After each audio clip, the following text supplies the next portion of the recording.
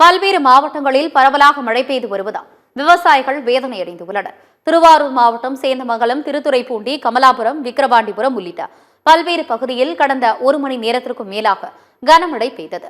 மழையின் காரணமாக அறுவடைக்கு தயாராக உள்ள சம்பா நெல் பயிர்கள் பாதிக்கப்படும் சூழல் உருவாகியுள்ளதால் விவசாயிகள் வேதனையடைந்துள்ளனர். அதேபோல நாகை மாவட்டம் திருமருகல், நாகூர், வேளாங்கண்ணி, கிழையூர் உள்ளிட்ட சுற்றுவட்டார பகுதியில் பரவலாக சாரல் மழை பெய்து வருகிறது. இதனால் பொதுமக்களின் இயல்பு வாழ்க்கை பாதிக்கப்பட்டுள்ளது. கடலூர் மாவட்டம் சிதம்பரம், அதன் சுற்றுவட்டார பகுதிகளான அண்ணாமலை நகர், பெருங்காலூர், பரங்கிப்பேட்டை உள்ளிட்ட பல்வேறு பகுதியில் பரவலாக மழை பெய்தது. இதனால் அறுவடை பணிகள் மேற்கொண்டு வரும் விவசாயிகள் கவலையடைந்துள்ளனர். மேலும் மயிலாடுதுறை மாவட்டத்தில் இன்று காலை முதல் பரவலாக மழை பெய்து வருகிறது.